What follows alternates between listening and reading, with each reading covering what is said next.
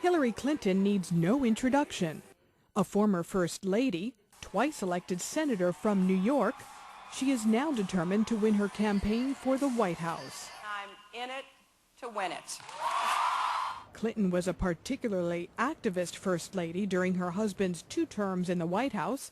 Larry Sabato, who directs the University of Virginia's Center for Politics, says this makes her a formidable candidate. She was, for all practical purposes, co-president, and everyone knows that. So in a sense, she's running for a 3rd term. As an incumbent within the Democratic Party structure, as the establishment candidate, as the candidate of the Clinton organization, she is a clear, strong favorite to win the nomination. But despite her front-runner status, some, including those in her own party, question whether she can win in a general election. Senators historically have not succeeded in their bids for the presidency, and Senator Clinton has a reputation as a very polarizing figure. Polls show she has the highest negatives of any presidential candidate of either party. Such high negative ratings stem in large part from her years in the White House. She headed a White House task force to reform the U.S. health care system. Something is wrong with our health care system and that it needs to be fixed. But the plan failed to win congressional support amid criticism that it was too complex and bureaucratic.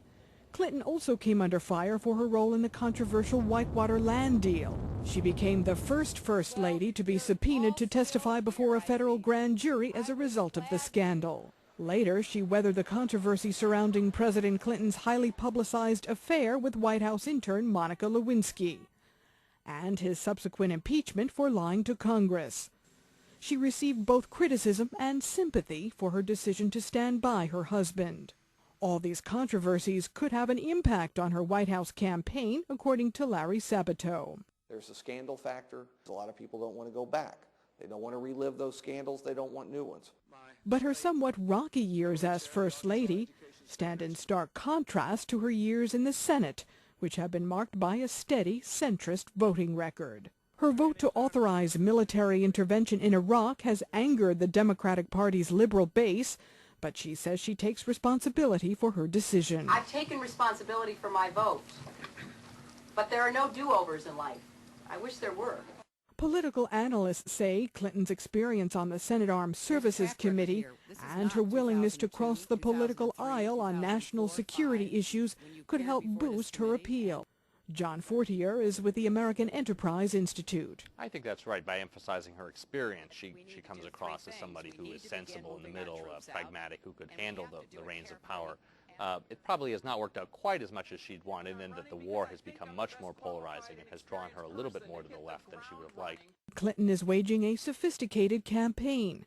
She is not only trying to win her party's nomination by appealing to its liberal base, she is also seemingly running a general election campaign aimed at preempting possible Republican attacks if she veers too far to the left. Such a strategy was on display when Clinton responded to a question during a recent Democratic presidential debate in Chicago. I want the Democrats to win, and I want a united Democratic Party that will stand against the Republicans. And I will say that for 15 years, I have stood up against the right-wing machine, and I've come out stronger. So if you want a winner who knows how to take them on, I'm your girl. It's an expression of confidence from the First Lady elected to the U.S. Senate, who now wants to make history again by becoming the first woman elected to the White House. Deborah Tate, VOA News.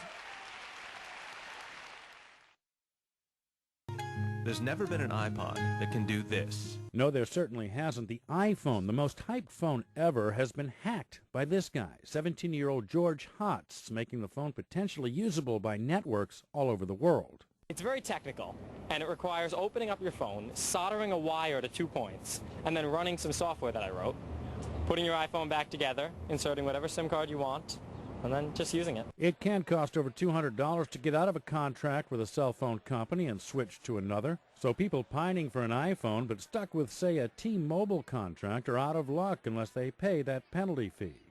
In this case, Hotz placed a T-Mobile SIM card, a small chip that identifies a phone to a network, in this iPhone he reworked. This was a high-tech feat using some low-tech tools. The trick to opening the iPhone case, there's an official Apple case opener tool.